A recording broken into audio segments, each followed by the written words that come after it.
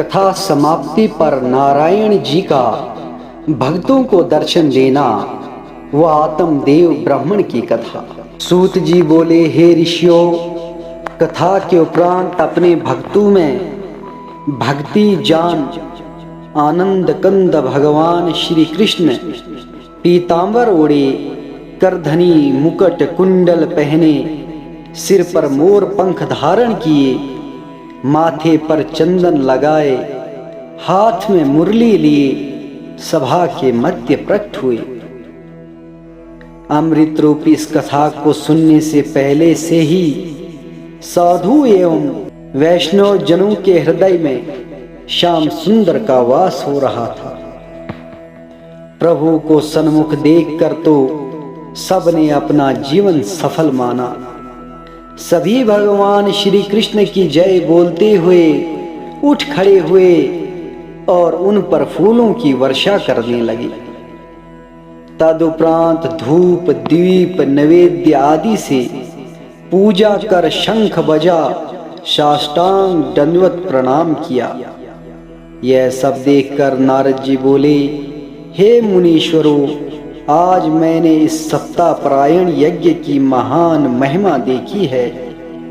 इसे सुनने मात्र से सभी जन पवित्र होकर मुक्ति पदवी पर पहुंच गए हैं। कृपा करके इतना और बताइए कि इस सप्ताह परायण यज्ञ से कौन कौन पवित्र होते हैं।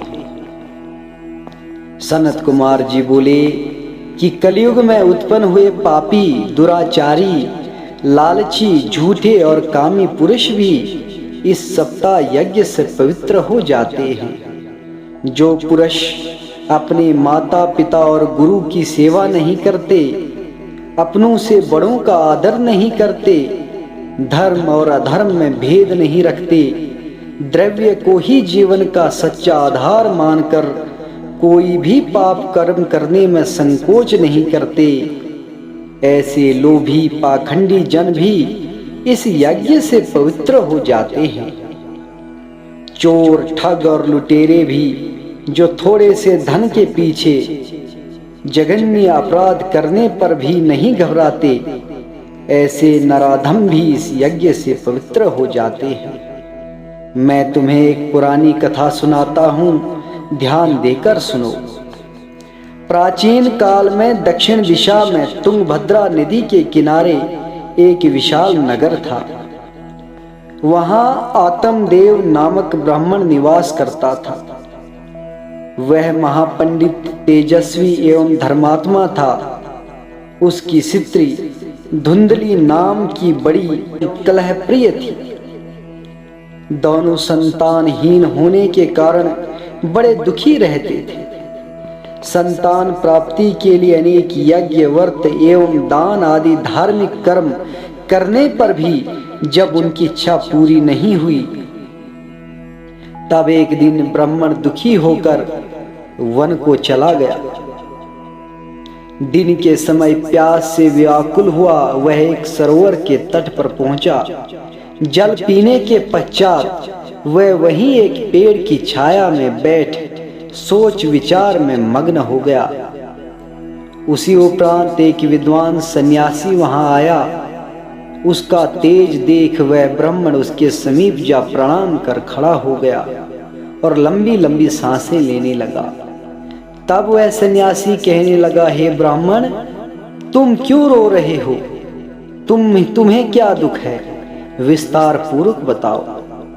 ब्राह्मण बोले, हे यति, पूर्व जन्मों के पापों के कारण मैं ऐसा दुखी हूं जिसका वर्णन करना बहुत ही कठिन है। हे साधु, संतानहीन होने से मेरे पितर नरक में जाएंगे, क्योंकि मेरे पश्चात कौन उन्हें पानी देगा? मेरे दिए हुए पदार्थ को देवता और ब्राह्मण भी प्रीतिपूर्वक ग्रहण नहीं करते। यही सोचकर मैं यहाँ अपने प्राण देने को आया हूँ, क्योंकि जिसका पुत्र नहीं है उसका जीवन अकार्थ है तथा उसके कुल को धिक्कार है। मैं ऐसा अभागा हूँ कि मेरे घर में रहने वाली गाय भी बांध्या हो जाती है। मेरे हाथ का लगाया हुआ वृक्ष भी नहीं फलता, मेरा लाया हुआ फल भी सूख जाता है। ऐसे भाग्यहीन और संतानहीन होकर जीने का क्या लाभ। ऐसा कहकर वह ब्राह्मण विलाप करने लगा। तब वह सन्यासी उसे धैर्य देकर बोला, हे ब्राह्मण, तू उदास मत हो। फिर उसकी मस्तक रेखा देखकर कहा कि तेरे भाग्य में संतान नहीं है, तेरे 7 जन्म तक भी पुत्र उत्पन्न नहीं होगा। अतः इस विचार को छोड़, यह संसारी माया झूठी है। इस संसार में अनेक लोग ऐसे हैं जो अपने पुत्र से ही दुखी हैं और दिन रात उन्हें कोसते रहते हैं। स्त्री, पुत्र, भाई आदि सब मतलब के साथी होते हैं। अतः तू पुत्र की इच्छा छोड़ और भगवान के चरणों में ध्यान लगा, इससे तुझे बहुत सुख मिलेगा। यह सुनकर ब्राह्मण बोला, महाराज, इस ज्ञान से मुझे शांति नहीं मिलती। मुझे तो जैसा भी हो पुत्र दान दीजिए, तभी मेरी आत्मा को शांति मिलेगी, अन्यथा मैं यहीं अपने प्राण त्याग दूंगा। सन्यासी ने पुनः उन्हें ज्ञान देते हुए कहा, हे ब्राह्मण, विधि का लेख कोई टाल नहीं सकता। राजा चित्रकेतु ने संतान प्राप्ति हेतु 10,000 विवाह रचाए, फिर भी बेटे का सुख उसे प्राप्त नहीं हुआ। भाग्यहीन लोगों का अधम निष्फल हो जाता है, इसलिए तू संतान की इच्छा त्याग दे। यह बात सुनकर ब्राह्मण बोला, हे साधु, यह ज्ञान की बातें मेरे हृदय को नहीं समाती हैं। मेरे घर पुत्र उत्पन्न हो, ऐसा कोई उपाय दया करके मुझे बताइए। ब्राह्मण का ऐसा हठ देख सन्यासी ने उसे एक फल दिया और कहा कि इस फल को अपनी स्त्री को खिला देना और उनसे कहना कि वह दया धर्म पूर्वक समय व्यतीत करे, तो उसके बहुत उत्तम धर्मात्मा पुत्र उत्पन्न होगा। इतना कहकर सन्यासी चला गया और आत्मदेव भी अपने घर आया। घर आते ही उसने अपनी स्त्री को सारी बात बताकर वह फल दे दिया। वह कुलक्षणी उसको देख अपनी एक सखी के आगे रोने लगी कि मेरे पति ने ना जाने कहां से एक फल पुत्र होने का निमित्त मुझे लाकर दिया है, परंतु यह तो मुझे बीमार बना देगा, इसे मैं नहीं खाऊंगी। इसके खाने से जो गर्भ रहेगा तो जी मतलाने के कारण मुझसे भोजन ना खाया जाएगा, और भोजन ना खाने से तो मैं कमजोर हो जाऊंगी। गर्भवती होने पर मुझे घर के भीतर बैठना पड़ेगा, तब सखी सहेलियों के बिना मिले मेरा मन कैसे लगेगा, और यदि बच्चा मेरे पेट में टेढ़ा हो जाए फिर तो मेरे प्राण ही संकट में पड़ जाएंगे। यदि बच्चा कुशल पूर्वक उत्पन्न भी हो जाए तो भी उसका पालन पोषण बड़ा कष्टदायक होगा। उसका मल मूत्र उठाना मेरे से किस प्रकार हो सकेगा। गर्भवती होने की अपेक्षा विधवा या बांझ होना अच्छा है, उन्हें इस प्रकार का दुख तो नहीं उठाना पड़ता। ऐसी अनेक बातें सखी को बताकर उसने वह फल नहीं खाया और उठाकर रख दिया। पति के पूछने पर उसने झूठ बोल दिया कि मैंने वह फल खा लिया। कुछ दिनों के उपरांत वह ब्राह्मणी की बहन वहां आई, तब उसे सब वृतांत सुनाकर कहा, मैं इस चिंता में दुबली हो रही हूँ, तुम ही बताओ मैं इसका क्या उपाय करूं। यह सुन उसकी बहन बोली, हे बहन, तुम चिंता मत करो, मैं गर्भवती हूँ, जो मेरे बालक उत्पन्न होगा उसे मैं तुम्हें दे दूंगी। यह सुन धुंधली बहुत प्रसन्न हुई और पति को अपने गर्भवती होने की बात बता दी। इसके पश्चात वह फल अपनी गाय को खिला दिया। नियत समय पर उसकी बहन का पुत्र उत्पन्न हुआ। उसने उस पुत्र को धुंधली के पास भिजवा दिया। धुंधली ने उस समय अपने पति को पुत्र जन्म की खबर भिजवा दी। यह सुनते ही आत्मदेव बहुत प्रसन्न हुआ उसने तुरंत ही ब्राह्मणों को बुलाकर बालक का जात कर्म किया और ब्राह्मणों व याचकों को बहुत सा धन वस्त्र दान किए।